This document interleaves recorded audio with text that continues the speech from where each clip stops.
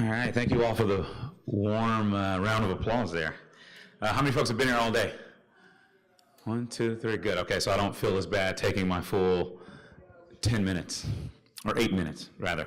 My name is Theo Ellington. I'm a candidate running for District 10 Supervisor.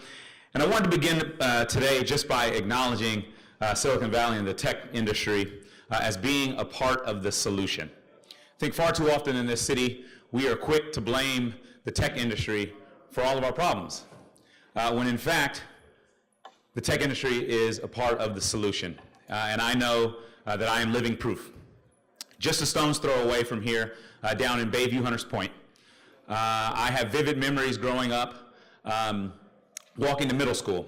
And I bring this situation up because my walk to middle school was plotted with balloon shrines of friends, classmates, and folks I went to school with who fell victim to gun violence.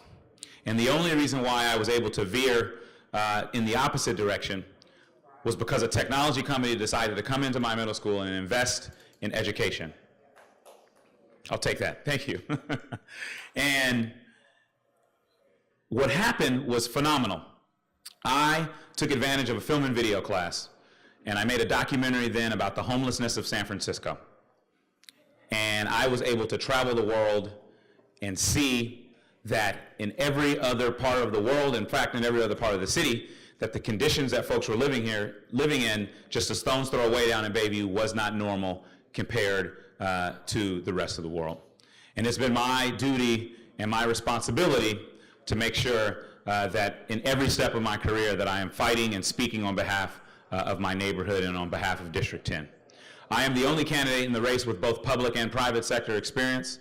On the public side, I led the creation of over 1,000 affordable housing units here in San Francisco, 242 of which were for formerly homeless families.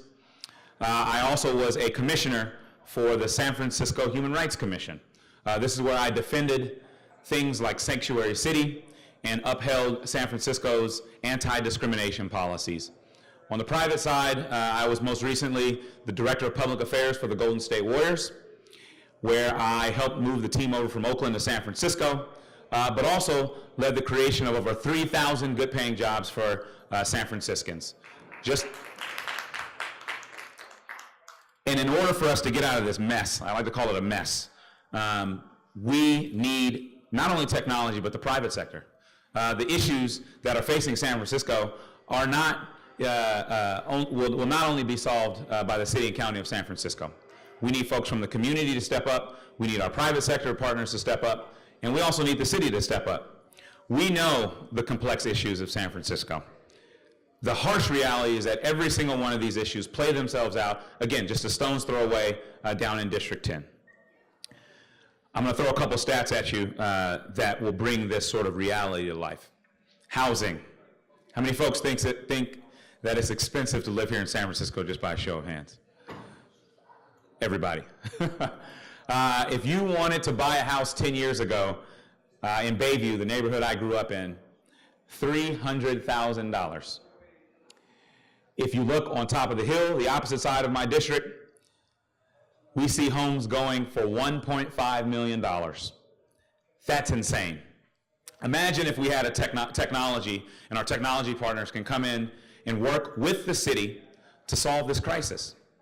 We've got the highest concentration of public housing in our district, yet we have this lottery system that is mind-boggling.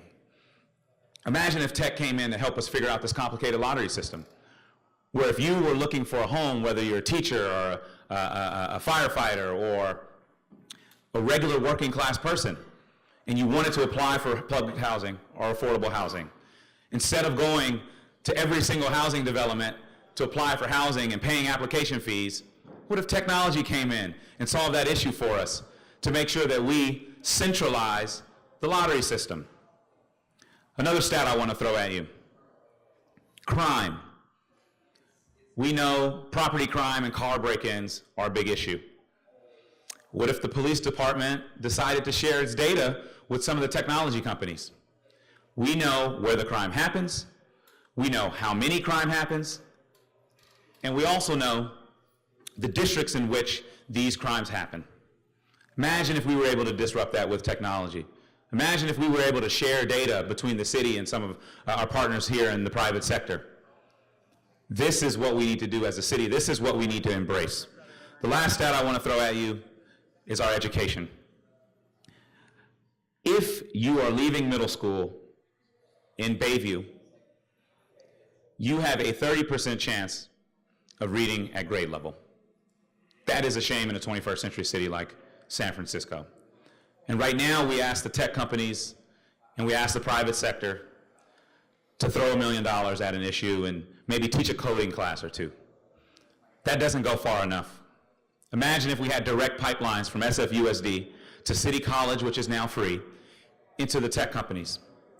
These are the innovative solutions. It's not even innovative. This is just basic level common sense to me. These are the things that we need to adapt as a city. These are the things that I think we need to do in District 10 and that I will lead as supervisor. I want to close with this note. My grandfather moved here from the South to provide a better opportunity for he and his family. He got a good paying job as a laborer, and he used to say he rubbed his pennies to purchase a house. And he put all his family in the house. If my grandfather was alive today, he would not be able to afford to live in San Francisco. My mother raised my brother and I on $18,000 a year as a concessionaire at Candlestick Park. If we were to have to relive that moment, my mother would not be able to afford to raise my brother and I in San Francisco. So we as legislators, we as folks in the private sector have a moral responsibility to tackle some of these issues, and it will not happen if we point the finger. We as a city have pointed the finger for too long. We as a city need to embrace disruption, embrace technology, embrace each other because of the things that make this city so great.